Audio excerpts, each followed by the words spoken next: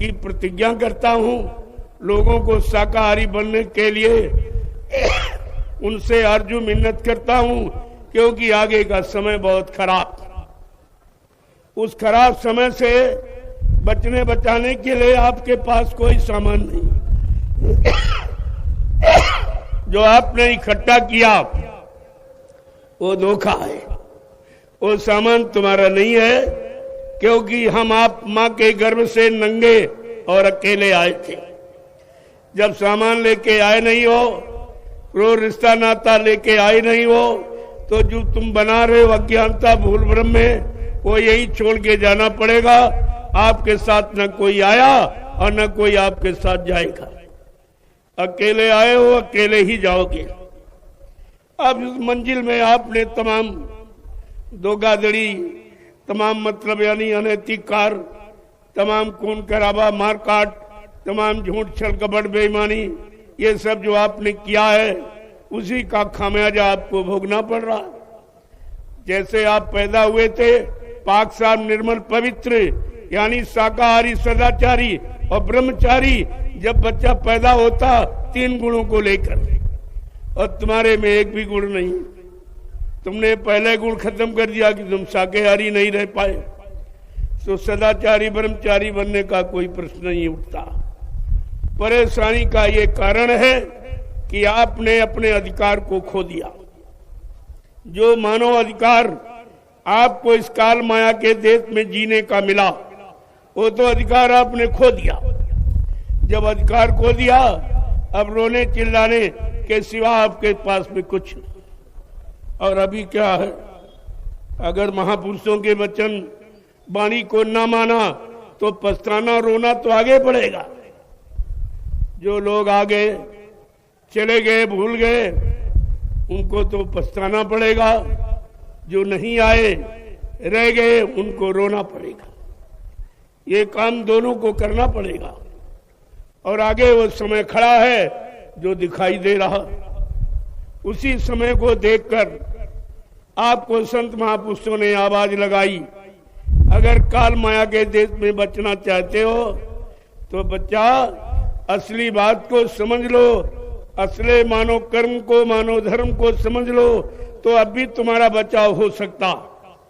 अगर अब भी आप नहीं चेते तो फिर यहां बचाने वाला कोई नहीं। जो खुद नहीं बच सकेगा वो तुम्हें क्या बचाएगा। ये सब जानकारी आपको रखनी चाहिए। और बाबा जी ने सब कुछ आपको सुना दिया, कुछ बाकी नहीं रहा। अगर आप याद रखते तो हमें बार बार दोहराने की क्या जरूरत थी।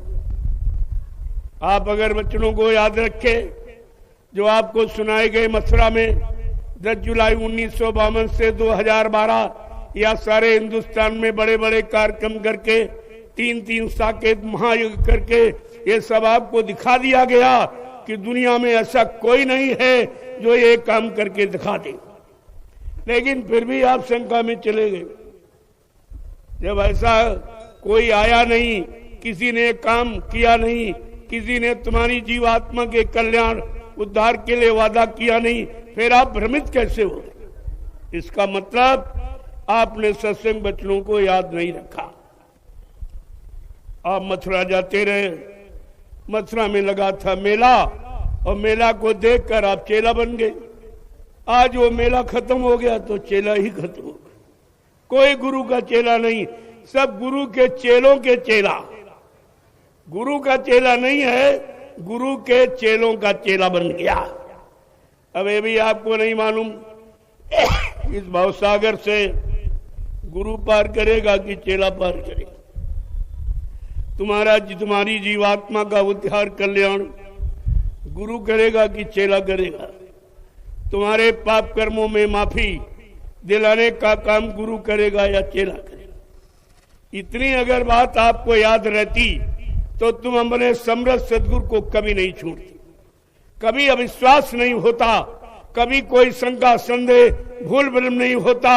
लेकिन आपने उनके वचनों को नहीं समझा और उनको महापुरुष नहीं माना, एक साधारण इंसान अपनी तरह मान लिया तो धोखा हो गया।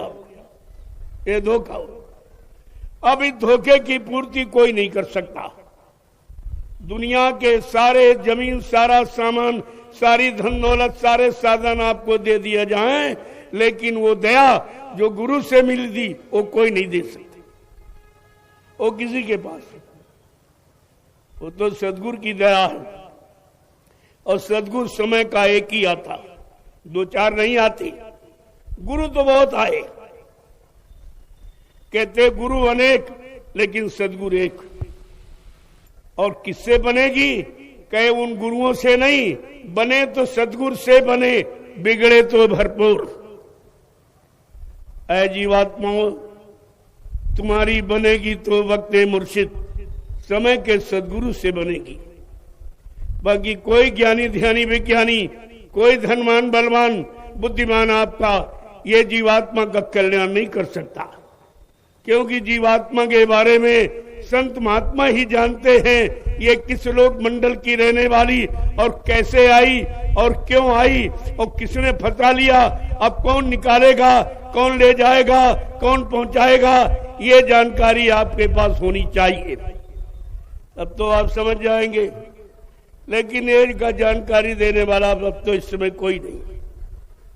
सब अपने स्वार्थ, लोभ, लालच, मान सम्मान, सामान की बात करते हैं।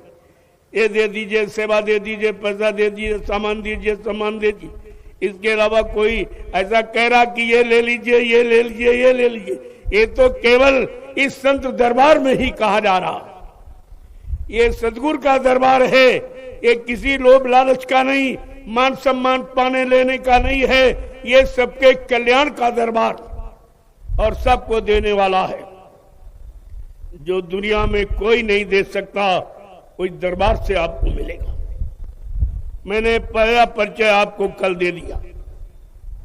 जब मैं कल आया आपके यहां, जो शाकाहारी सद्भावना मिलन शांति शोभा कलश यात्रा और महाप्रसाद वितरण, ये हिंदुस्तान में किसी ने पहले भी नहीं किया, ना आज कोई कर रहा, ना आगे कोई कर सकेगा। ये भी काम आपके सामने अनोखा है। फिर इन कामों को देखकर आप नहीं समझ पा रहे हो, नहीं चेत पा रहे हो, नहीं जाग पा रहे हो, नहीं अपना काम बना पा रहे हो। ये तुम्हारा कितना बड़ा दुर्भाग्य है कि सब कुछ होते हुए और सरल होते हुए भी आप न ले पा रहे हो, न रख पा रहे हो, न कोई काम बना पा रहे हो। ये दुर्भाग्य नहीं तो क्या। तो मैंने पहला परिचय आपको दिया, देखा कितनी अनुशासन में, कितनी यानी कितने लोग थे कोई गिन नहीं सकता, और आज भी नहीं कोई गिन सकता। कोई मीडिया पत्रकार ये गिनती नहीं कर सकता। ये अलौकिक दरबार है, अनोखा दरबार है। ये सबकी मदद और सबका कल्याण और सबको लाभ देने वाला दरबार, ये लेने वाला दरबार नहीं है। मैंने कभी किसी से 1 रुपया भी नहीं मांगा, ना आज मांगता हूं। जो प्रेमी श्रद्धा सेवा भाव से देते हैं, कहते हम कहीं जा नहीं पा रहे, हम इसमें शामिल शरीक नहीं हो पा रहे, तो ऐसा करो हमारी छोटी सी सेवा यानी गाड़ी कमाई लेकर अच्छे काम में लगा देना। हमने कहा अच्छा, ऐसा तुम्हारा कोई भाव, कोई सेवा श्रद्धा भाव है तो मैं आपका लगा दूंगा। आप अगर देखना चाहते हो कि 10 वर्षों में जो आपने सेवा दी वो कहां लगाई गई, जरा नैमिषारण्य चल के देख लीजिए। 3 आश्रमों का निर्माण आपकी ये सेवा श्रद्धा सेवा से होगी।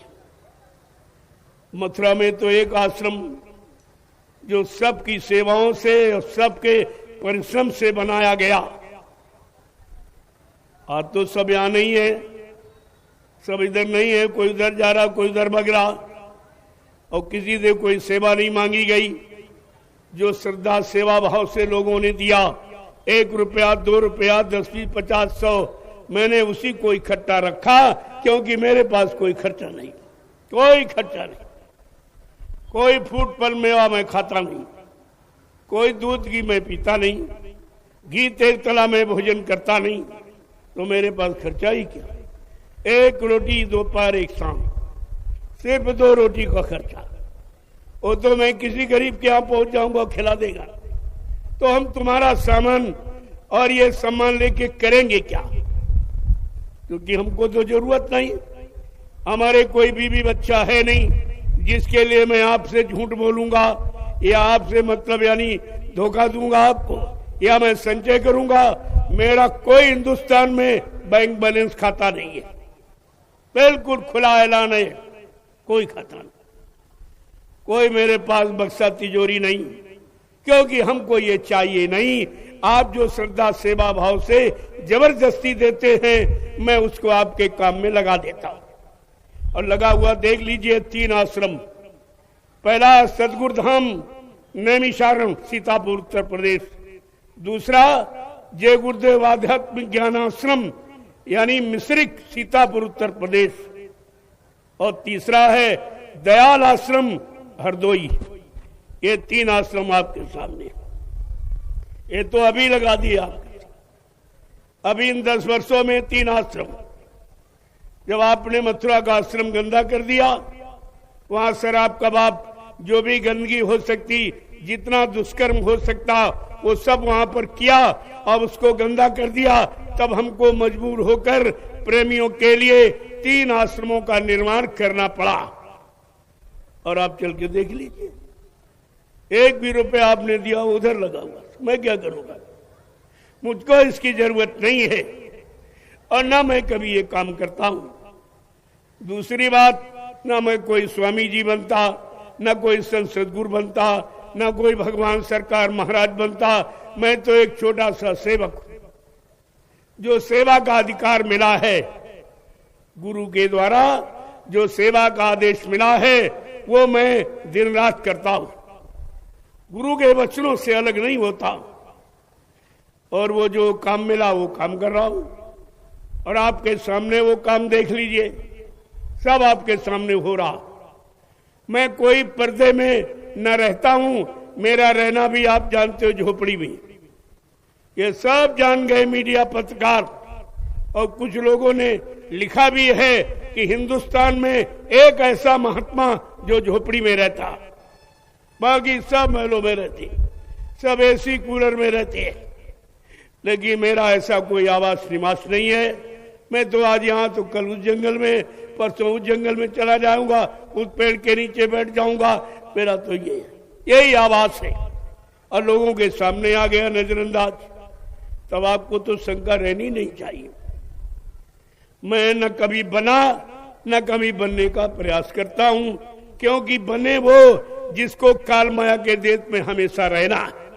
मैं तो जाने की बात करता हूं, चलो सब लोग जाग जाओ, सारी जीवात्माएं जाग जाएं, अपने घर चलें, जहां पर आनंद ही आनंद, प्रकाश ही प्रकाश, सुख ही सुख है, वहां कोई दुख का यानी नामो निशान नहीं है। सब लोग अपने घर चलो। जब मैं घर चलने की बात करता हूं तो यहाँ रहने की बात क्यों करूंगा? फिर यहाँ सामान और जमीन में क्यों फंसूंगा? 3 आश्रमों का निर्माण हुआ, लेकिन मेरे नाम 1 इंच भी जमीन नहीं है। 1 इंच भी जमीन मेरे नाम, 1 भी पैसा बैंक बैलेंस मेरा नहीं। ये सब खुला हुआ है।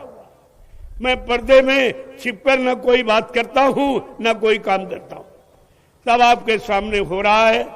चौड़े मन से सारे हिंदुस्तान में कहता हूं और कह रहा हूं, कहता रहूंगा, क्योंकि इसमें सबका कल्याण है, किसी का नुकसान नहीं। हाँ, कुछ स्वार्थी लोभी लालची, वो तो थोड़ा नाराजगी उनमें हो सकती है, लेकिन जो सच्चा ईमानदार है, चरित्रवान है, वो परिश्रमी है, वो मेरे इस नियम सिद्धांत को कभी यानी मतलब नकारेगा नहीं, सब स्वीकार करेंगे। आगे ऐसा समय आ रहा, आपको मजबूर होकर स्वीकार करना ही पड़ेगा।